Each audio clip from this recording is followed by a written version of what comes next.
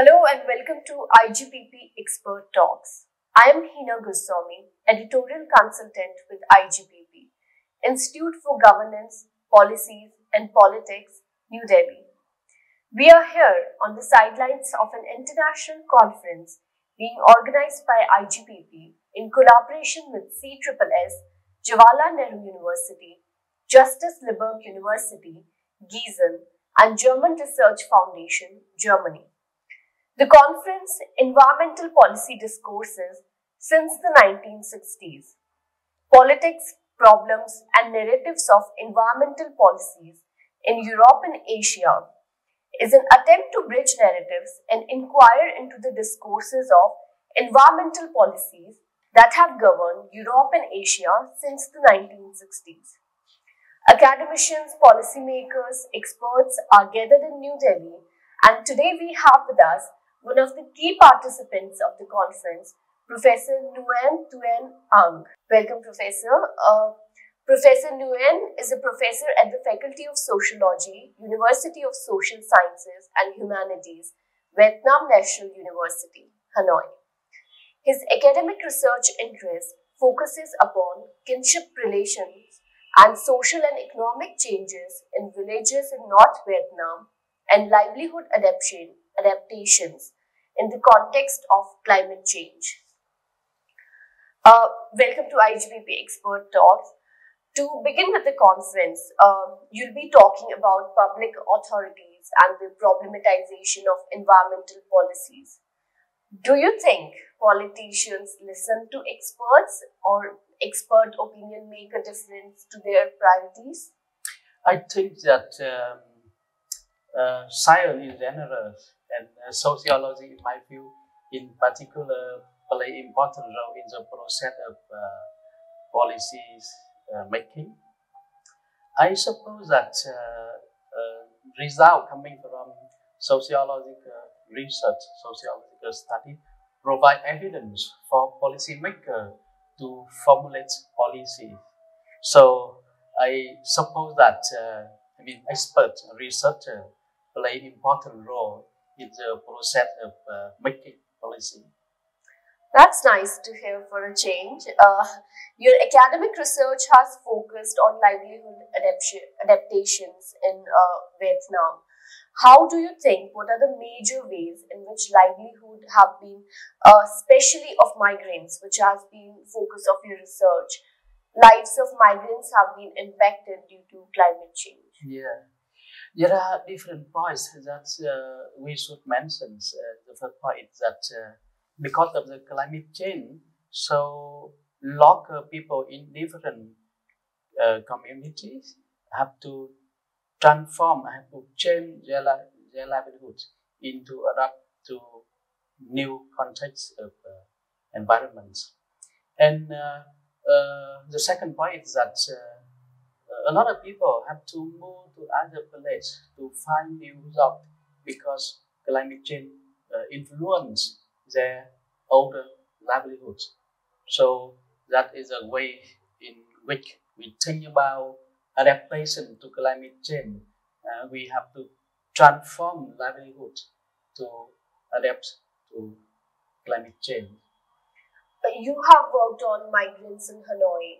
So has there been like a move away from rural areas in Vietnam to cities due to climate change?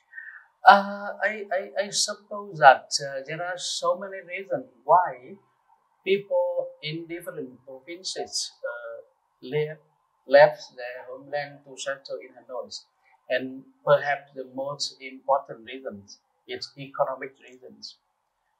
People move from rural area to urban area to find new jobs because you may know that in city, economic opportunity is better than in rural area. So yeah, that is the most important reason why we see the follow of people from rural area to urban area. And climate change is also a dimension that we should think about, but I see the direct link between economic reasons and follow people rural urban migrations. You have been associated with universities. You are a professor now at Hanoi. So, how do you think that COVID pandemic has affected the higher education scene, especially in Vietnam? What has been your experience? Yeah. In Vietnam, during the context of climate COVID-19 pandemic, we have to transform our way of teaching and learning. We make use of new technologies to change the way in which we give lecture to students to adapt to this context. Yeah, I think that that is the way we overcome. Okay. Has the transition been smooth, or were there particular problems? We make use of so many programs through the internet to give lecture, and that is a good way for us to go ahead. When we talk about how you use resources on the internet, COVID has led to increased digitalization of education all over. Do you see it as a positive development? Do you think it has the potential to bridge the difference between low income groups and high income groups, or how education is provided in developed nations and developing nations, because internet can sort of provide a fair play to everybody? I think that digitalization play important role in the process of in the context of COVID-19 pandemics. Depending on digitalization, we can deal with difficulties that we are facing. So I think that it's a positive dimension when we talk about the link between the digitalizations and COVID-19 pandemic. And you have worked with educational institutions both in Vietnam and in Germany and in other parts of Europe. What do you think are the separate weaknesses and strengths of higher education institutions in Asia and Europe? Yeah, I think that you may know that we are living in the context of globalizations, and there are so many social problems we have to deal with. And I suppose that the cooperation between and among researchers coming from Western university and also Asia university, it's good ways to deal with. Social problem. It means that we may work together to carry out your research, to formulate the solutions to deal with the common issue and common problems that we are facing. Is there anything that these institutions can learn from each other? Yeah, so many things that we can learn from each other. You may know that each country have certain, how can I say that? It's cultural identity and also the way of living, the way of doing research, and then we can learn each other. Yeah, so it's yeah.